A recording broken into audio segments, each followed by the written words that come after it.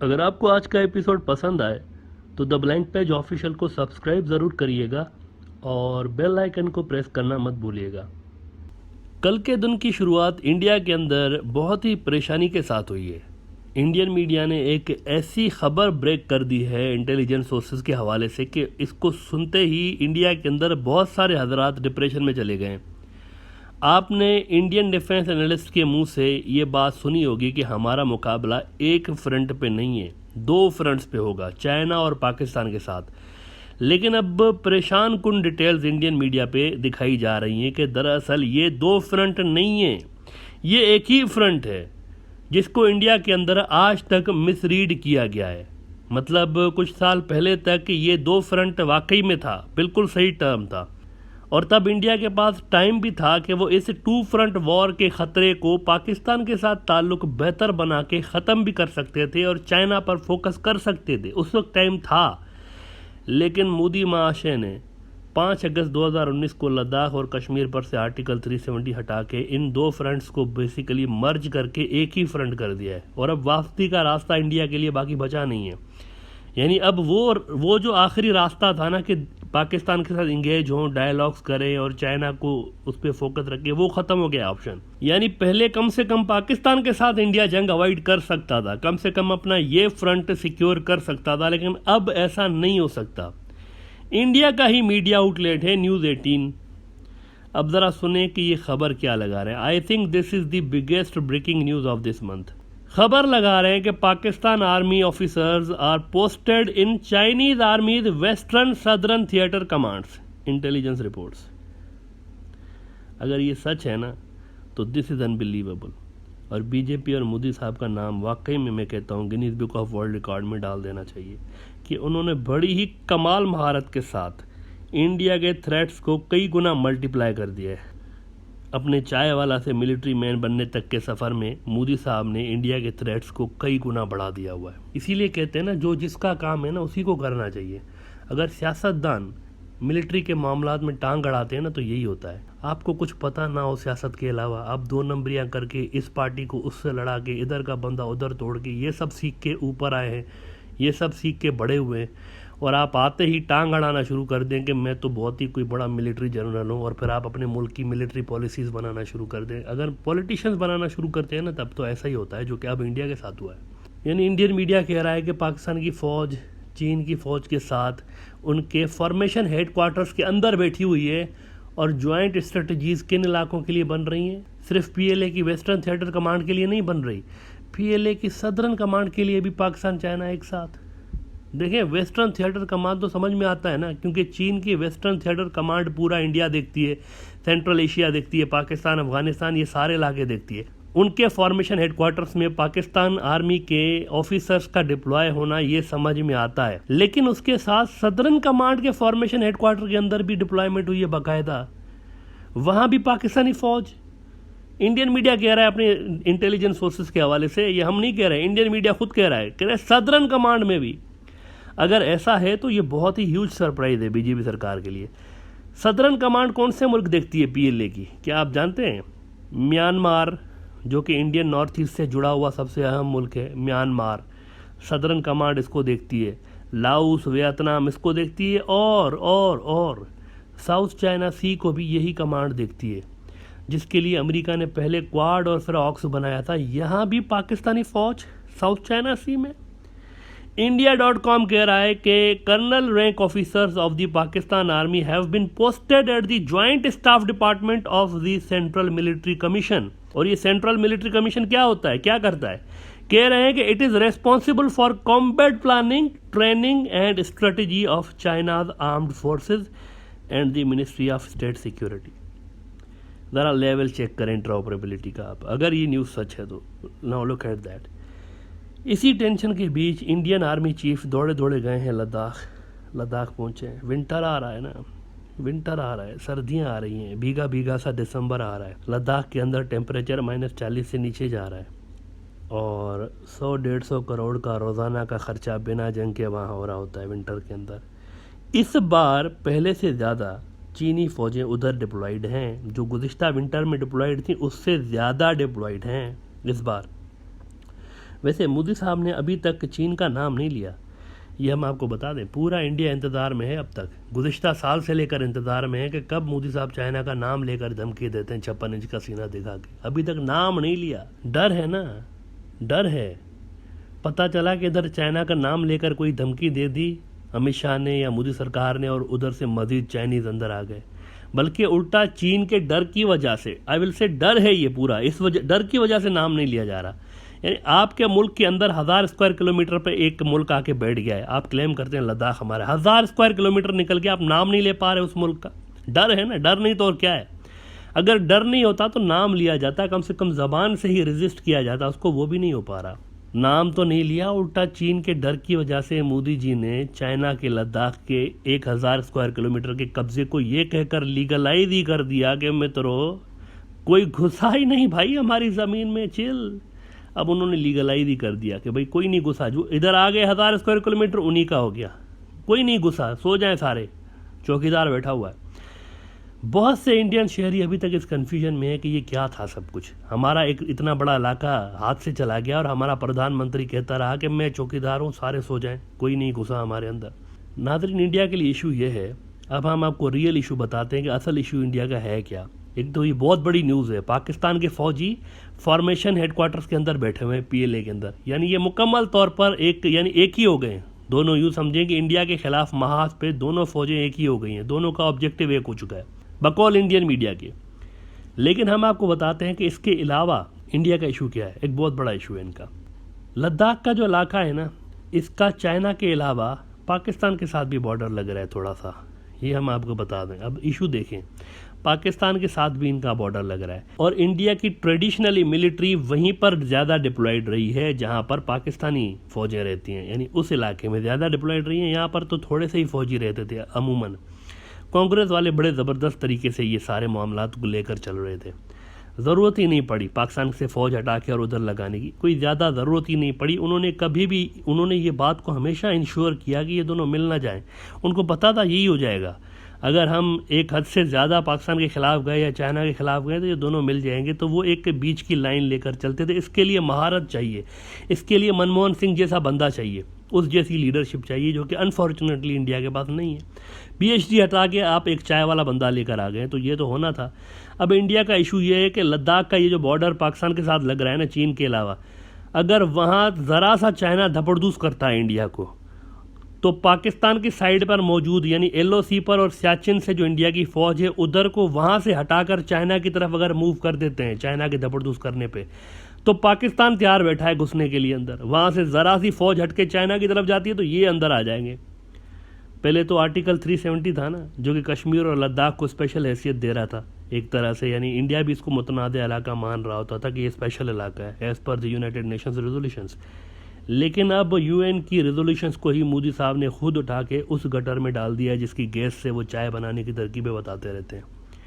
तो अब तो अगर चाइना घुस के आया लद्दाख में या पाकिस्तान घुस के आया ऑक्यूपाइड कश्मीर के अंदर, तो कौन सी रेजोल्यूशन, कौन सा स्पेशल स्टेटस, इंडिया बात करेगा कहाँ पर? UN के अंदर जाके जंगबंदी की बात करे तो करे कैसे?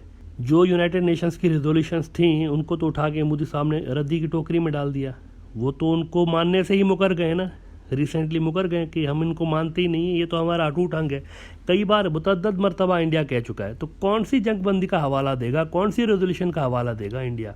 देखें, 1948 में भी इंडिया की रिक्वेस्ट पर नेहरू साहब गए थे, इंडिया की रिक्वेस्ट पे जंगबंदी हुई थी। जंगबंदी जो हुई है ना, पहली जंग हुई इंडिया पाकिस्तान की 1948 में। उस जंग में पाकिस्तान ने बड़ी ही तेज़ एडवांसमेंट दिखाई दी। आप अगर ये मैप देखें, गिलगित का इतना बड़ा इलाका पाकिस्तान ने वापस ले लिया इंडिया से। आज़ाद कश्मीर का इतना बड़ा इलाका, ये सारा वो कश्मीर है जो कि पाकिस्तान ने इंडिया से लिया था 1948 में। तो इतनी तेज़ी के साथ जब एडवांसमेंट पाकिस्तान की जा रही थी तो हड़बड़ाहट में भागे भागे पाकिस्तान नहीं गया था, कमज़ोर पोजीशन इंडिया की थी, तो इंडिया गया है वहाँ पर UN में। इंडिया गया है UN में जाकर जंगबंदी कराई है, वादा किया है कि भाई ठीक है। पहले उन्होंने कहा कि महाराजा जो हरी सिंह है उसने हमारे साथ जाने का फैसला किया है, लेकिन पाकिस्तान ने वहाँ पर यह पॉइंट ऑफ व्यू रखा कि ये हरी सिंह कौन होता है। तय तो ये हुआ है ना इंडिपेंडेंस के तहत कि जहाँ पर मुसलमान ज़्यादा है वो हमारा हिस्सा होगा पाकिस्तान का, तो कश्मीरी डिसाइड करेंगे, वहाँ पर वो डिसाइड करेंगे उन्होंने किसके साथ जाना है, या हरी सिंह ने डिसाइड करना है जो हिंदू राजा था कश्मीर का। वो कौन होता है डिसाइड करने वाला? वो तो लोग डिसाइड करेंगे कश्मीर के। यूएन ने पाकिस्तान की बात मानी थी कि डिसाइड तो लोगों ने करना है, राजा ने तो करना नहीं है। इस पे इंडिया भी एग्री हो गया था कि चलें इलेक्शन कराएंगे कश्मीर के अंदर, कश्मीरियों की मर्जी है जिसके साथ जाना चाहे। इंडिया एग्री करके आ गया 1940। ये जो कहते हैं ना नेहरू क्यों गया था, भाई नेहरू नहीं जाता तो ये आज का ये जो कश्मीर का इलाका इंडिया के अंदर है ये भी हाथ से निकल जाता। इतनी ज़्यादा एडवांसमेंट हो रही थी पाकिस्तान की तरफ से। तो नेहरू साहब ने तो चालाकी दिखाकर ये जो इंडिया के पास आज कश्मीर बचा हुआ है इसको बचा लिया चालाकी दिखा के। और उसके बाद वो फिर गए, खुद भी मुकर गए कि भाई काय की वोटिंग, किसकी वोटिंग, खुद वहाँ पर तय करके आ गए, वादा करके आ गए, और फिर बाद में कहते हैं कौन सी वोटिंग, फिर गए वहाँ से। लेकिन अब मोदी साहब के आने के बाद तो हद ही हो गई है ना। इंडिया ने उन रेजोल्यूशंस को ही मानने से इनकार कर दिया है कि ऐसी भी कोई रेजोल्यूशंस हैं। वो तो कहते रहे हैं मुतअद्दिद मरतबा कि ये तो अटूट अंग है हमारा, कौन सी रेजोल्यूशन, काय का डिस्प्यूटेड इलाका। तो आप मुझे ये बताएं कि अब यूएन के अंदर भी मामलात ख़राब हो चुके हैं, इंडिया कैसे जाएगा वहाँ पर, यानी वहाँ पर जाकर क्या कहेंगे? वो तो इसको डिस्प्यूटेड मानते नहीं, यूएन के हिसाब से वो डिस्प्यूटेड है, इंडिया के हिसाब से वो डिस्प्यूटेड नहीं है, तो उधर जाकर क्या कहेंगे? कश्मीर को डिस्प्यूटेड मानना बुनियादी तौर पर इंडिया के अपने ही फ़ायदे में था। देखिए ना, ये इंडिया के कंट्रोल में तो वैसे ही था, ये एडिशनल कवर फराहम कर रहा था इंडिया को। कल को अगर पाकिस्तान या चीन की फ़ौजें घुस के आती हैं इसके अंदर तो ये एडिशनल कवर, ये रेजोल्यूशन इंडिया को फराहम कर रहा था। इस कवर को हटा दिया मोदी साहब ने, ये कहकर के ये कोई डिस्प्यूटेड नहीं है, ये हमारा इलाका, इस कवर को हटा दिया। यानी इससे इनके इस बढ़के मारने से कोई इंडिया को फ़ायदा तो नहीं हुआ, कोई एडिशनल टेरिटरी तो नहीं मिली ना। वैसे भी कश्मीर इनके पास था, ऑक्यूपाइड कश्मीर जो इंडिया का है, अभी भी उनके पास वही कश्मीर है। लेकिन ये जो उन्होंने बढ़के मारी है ना जज्बात में आकर और हिंदुत्व के गुंडों के प्रेशर में आकर, इसने इंडिया से वो कवर छीन लिया है। पहले इंडिया खेल सकता था इसमें, देखे ना पाकिस्तान और चाइना घुस के आ गए, ये डिस्प्यूटेड इलाका है, कह तो सकते थे, लेकिन अब नहीं कह सकते। अब अगर वो यूएन में कहते हैं कि ये हमारा इलाका है, तो वो तो इनका है नहीं यूएन के हिसाब से, तो वहाँ पर भी बात ख़राब हो चुकी है। बहरहाल अब ये जो रिसेंट सारी डेवलपमेंट्स हैं इनको देखकर ये महसूस हो रहा है कि ये विंटर कोई ज़्यादा मुनासिब गुजरने नहीं जा रहा इंडिया के लिए, कोई ज़्यादा अच्छा गुजरने नहीं जा रहा विंटर। ये बड़ा हॉट किस्म का विंटर गुजरने जा रहा है, ऐसा महसूस हो रहा है ये सारी डेवलपमेंट्स देखकर। देखें, अफ़गानिस्तान के अंदर इंडिया ने एक फ़ौज बनाई थी अपनी, एक अफ़गान नेशनल आर्मी क्या थी, इंडिया ने ट्रेनिंग दी हुई थी ना, इंडिया की फ़ौज थी बुनियादी तौर पर। इंडिया की फ़ौज की कोर थी अलग से, अफ़गान कोर कह लें आप। भाई ये होता था अक्सर कि इंडिया पाकिस्तान के बीच जब LOC पर झड़पें शुरू हो जाती थी ना, जब तेज़ हो जाती थी झड़पें बड़ी, तो वहाँ से अफ़गान आर्मी फायर खोल देती थी उस बॉर्डर से। क्या आपको मालूम है? उधर से वहाँ पाकिस्तान वहाँ पे भी इंगेज हो जाता था, और एक ही वक्त में पाकिस्तान 2 जगहों पर यानी रेजिस्ट कर रहा होता था। ये बहुत बड़ा फ़ायदा होता था इंडिया के लिए। जैसे ही उनकी पोजीशन कमज़ोर होती थी LOC पे, वहाँ से फायर शुरू हो जाता था। तो वो उनकी एक अलग कोर थी। लेकिन अब तो वो जो एक अफ़गान नेशनल आर्मी थी वो तो धपड़धूस हो गई। तो इंडिया की फ़ौज का वो अफ़गान हिस्सा भी टूंडा मूंडा होकर कहीं हवा में तहलील हो गया, गायब हो गया है। तो वहाँ से हेल्प मिलने का आसरा रहा नहीं। ऐसे में कश्मीर के अंदर जो फ़ौज LOC पे लगाई हुई है पाकिस्तान वाले बॉर्डर के साथ, उसकी कार्रवाइयाँ अगर पाकिस्तान के साथ होती हैं तो फिर LAC पे चीन वाला मुहाज खुलता है, तो वहाँ मसला हो जाता है। 7 लाख की फ़ौज है इंडिया की कश्मीर के अंदर, छोटा सा कश्मीर है, 7 लाख की फ़ौज है, और अंदाज़ा लगाए इतना सा कश्मीर है और 7 लाख की फ़ौज है खाली। अगर सियाचिन LOC से इंडिया अपनी फ़ौज हटा के चाइना के बॉर्डर पर लगाता है, जो कि आजकल कर रहा है, तो मुझे ये बताएं कि पाकिस्तान के साथ मसला होने पे क्या दोबारा ये फ़ौज चाइना के बॉर्डर से हटा के पाकिस्तान के बॉर्डर पर लगाएंगे? और अगर दोनों जगह पर लगाते हैं, थोड़ा सा इधर एडजस्ट कर लें, थोड़ा उधर एडजस्ट कर लें, तो ये बताएं ये जो नॉर्थ ईस्ट और सिक्किम वाला फ्रंट है, सदर्न कमांड म्यांमार वाला, नॉर्थ ईस्ट से जुड़ा हुआ है ना म्यांमार, तो अगर यहाँ पे भी फ्रंट खुल जाता है तो क्या कश्मीर से फ़ौज हटा के उधर लगा लेंगे? अगर फ्रंट नहीं भी खुलता, फॉर एग्जांपल चाइना खाली डिप्लॉयमेंट ही करता है, फ़र्ज़ करें अरुणाचल प्रदेश पर और सिक्किम पर खाली डिप्लॉयमेंट करता है, गोली वोली नहीं चलाता, तो मिरर डिप्लॉयमेंट होती है ना, काउंटर डिप्लॉयमेंट, वो भी तो करनी है ना। उतनी ही एक फ़ौज लगानी ज़रूरी तो है ना वहाँ पर बॉर्डर को सिक्योर करने के लिए, वो कहाँ से आएगी? उसका क्या करेंगे फिर? बड़ा ही मसला ख़राब हो गया इंडिया के लिए। और ग़ालिबन इस वक्त इंडियन फ़ौज को थकाने वाला मरहला शुरू होने लगा है, उनको टायर्ड करने वाला मरहला शुरू हो गया है। आप देखें ना, अब कहाँ कहाँ पे लगानी है फ़ौज, ये मसला हो रहा है। वही फ़ौज कभी LOC पे लड़ रही है, वहाँ पे डिप्लॉय हो रही है, सेम फ़ौजी फिर LAC पे चाइना वाले बॉर्डर पर लड़ रहे हैं, वहाँ पर डिप्लॉय हो रहे हैं, फिर सेम फौजी सिक्किम की तरफ भेज दिए जा रहे हैं। थकाने का मरहला शुरू हो गया है। आमतौर पर बड़ी फ़ौजों को इंगेज करने से पहले उनको सॉफ्ट किया जाता है, टारगेट को थकाया जाता है, उसको सॉफ्ट किया जाता है। इसके लिए मुख्तलिफ़ तरीके इस्तेमाल होते हैं। एक और मिलिट्री टर्मिनोलॉजी होती है मैन्यूवर वारफेयर की। इसके अंदर दुश्मन की डिसीजन मेकिंग की कैपेबिलिटी को ख़त्म किया जाता है और उसको फॉर्मल वे में फंक्शनिंग नहीं करने दी जाती है। उसकी डिसीजन मेकिंग की जो कैपेबिलिटी है बिल्कुल ख़त्म हो जाए उसका। प्रोबेबली अगले कुछ अरसा इंडिया के साथ यही होने जा रहा है। और ये जो हम कहते रहते हैं कि कुछ अरसे के अंदर ये बात तय है कि चाइना इंडिया के ऊपर हमलावर होगा, सडनली हमलावर होगा। और ये एक ही फ्रंट है, कश्मीर और लद्दाख वाला जो फ्रंट है ये एक ही फ्रंट है, एक साथ एक्टिव होगा। ये दो फ्रंट नहीं है, ये एक फ्रंट है। इसको मिला के अब इंडिया को देखना चाहिए। वो टू फ्रंट वाला टाइम गुजर गया है। पहले आप बड़ा एक सुनहरी दौर था कि पाकिस्तान के साथ इंगेज हो, लेकिन मोदी साहब ने सारी रेड लाइन्स असल में क्रॉस कर दी हुई हैं। तो अब ये टू फ्रंट नहीं रहा, अब ये सिंगल फ्रंट हो चुका है। लेकिन वो जो एक सडन अटैक होगा ना, वो अभी नहीं होगा, वो उस वक्त उस टाइम पे होगा जब इंडिया की इकोनॉमी बिल्कुल वीक हो चुकी होगी, जो कि इस वक्त डिक्लाइन के मूड में है। मुसलसल डिक्लाइन हो रही है। 8% से वो जो जीडीपी थी वो अब माइनस पे चली गई, फिर ज़रा सी उभरी है, लेकिन ये एक आसपास रहेगी, यानी हल्के लेवल पर रहेगी। नंबर 1। नंबर 2 ये कि इंडिया की पूरी सप्लाई चेन चाइना पे डिपेंडेंट है। जंग से पहले हो सकता है चाइना उसी को कट ऑफ कर दे, इंडिया की फैक्ट्रियां बंद हो जाए, पैसा ड्राई हो जाए बिल्कुल इंडिया के ऊपर। और नंबर 3 ये है कि साइबर वॉरफेयर, इलेक्ट्रॉनिक्स वॉरफेयर, ये सारा एक ही टाइम पे ये मल्टी डायमेंशनल वॉर होगी और ये सारा कुछ एक ही टाइम पर अनलीश हो गया। इंडिया का जो कम्युनिकेशन सिस्टम है ना, उसको ब्लॉक कर दिया जाएगा। इंडिया के रेलवेज़, ये जो फौजियों को लाने वाली जो होती हैं रेलवेज़ होती हैं, उनको, उनके ऑयल डिपोज़ को, उनके अहम जो एयर बेसिस हैं उनको, और कम्युनिकेशन का निज़ाम पूरा का पूरा, इस सब को या तो चाइना की एयरफोर्स या फिर उनकी जो साइबर फोर्स है ये उसको डिस्टेबलाइज बिल्कुल ख़त्म कर सकती हैं। और जैसे कि हमने कहा कि इकोनॉमिकली इंडिया में वो पावर नहीं होगी उस वक्त रेजिस्ट करने के लिए, और डिप्लोमेटिकली भी इंडिया को आइसोलेट करने का। आप देखें ना, पूरा इंडिया के इर्द गिर्द स्ट्रिंग ऑफ पॉल्स बना हुआ है, चाइना ही चाइना है पूरा। तो ये सारा एक ही वक्त में इन सारे महाजों पे काम हो रहा है, क्योंकि ये चाइना के लिए आइडियोलॉजिकल इशू है और पाकिस्तान के लिए आइडियोलॉजिकल इशू है। जहाँ पर इंडिया हठधर्मी दिखा रहा है, वहाँ पर बात करने को तैयार नहीं है। ये इलाके असल में इंडिया के हैं भी नहीं, ये एक लाइबिलिटी है इंडिया के ऊपर सारे इलाके। मुझे बताएं, ये जो नॉर्थ ईस्ट है इंडिया का, इससे इंडिया को क्या फ़ायदा है? क्या इसको तो उल्टा पैसे देने पड़ते हैं। ना ही वहाँ के लोग इंडिया के साथ रहना चाह रहे हैं, ना ही इंडिया को वो कोई फाइनेंशियली अर्न करके दे रहा है, ना ही उसकी कोई स्ट्रेटजी की इंपॉर्टेंस है, कुछ भी नहीं है। फजूल में इंडिया वो जो अंग्रेज़ों से इनहेरिट करके बैठा है ना, इसका इंडिया से कोई ताल्लुक नहीं है। ये एक अलग किस्म की दुनिया है, इंडिया इसको अपने कंधे पे लगा के बैठा हुआ है। इसी तरीके के साथ कश्मीर, क्या फ़ायदा है इसमें से? कोई इकोनॉमिकल बेनिफिट मिल रहा है इंडिया को? क्या बेनिफिट है कश्मीर को अपने साथ रखे, सवाए इसके कि हर साल इंडिया अरबों रुपये लगा रहा है उस पर मिलिट्री रख के, 7-7 लाख की मिलिट्री।